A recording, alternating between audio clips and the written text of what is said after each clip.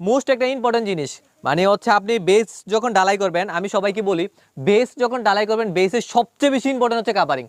ঠিক আছে, কারণ ওই কাভারিংটা যখন ঠিক থাকবে না, মাটির সাথে যখন হচ্ছে লোহা হচ্ছে স্পর্শ করবে, তখন কিন্তু লোহার ক্যান্সার হয়ে যাবে। ঠিক আছে, তখন কিন্তু ওই লোহা কিন্তু একটাতে হইলে এই কলামে চলে আসবে, আপনি বুঝতেও পারবেন না কিভাবে আসছে। ঠিক আছে, তো আমরা জানি কিন্তু লোহা কিন্তু এই লোহার যদি এটার মধ্যে যদি মরিচার পরিমাণ বেশি হয়ে যায়, তাহলে কিন্তু এটা মোটা কিন্তু 8 ভাগ, মানে এখন যেই মোটা আছে এটা 8 × 8 এরকম পরিমাণ বেড়ে যাবে। ঠিক আছে, তখন কিন্তু আসলে এটা হচ্ছে একদম ছাই হয়ে যাবে, বুঝতে পারছেন? তো সেজন্য যে জিনিসটা করবো সেটা হচ্ছে যে কাভারিংটা। ফুটিংয়ের ক্ষেত্রে আমাদের ইঞ্জিনিয়ারের সবচেয়ে বেশি দিক নির্দেশনা থাকে যে ভাই কাভারিংটা যাতে ঠিক থাকে, ইভেন হচ্ছে যে আপনার যে রডগুলো দিছে এগুলো ডিস্ট্রিবিউশন যাতে ঠিক থাকে। তো এখানে কিন্তু কাভারিংটা ঠিক নাই। কাভারিং আমি প্রথমে মাপছি, এখানে দেখি 1 ইঞ্চি, এটা তো 1 ইঞ্চি, এটা তো সেম এক, এটাতে একের থেকে একটু বেশি আছে।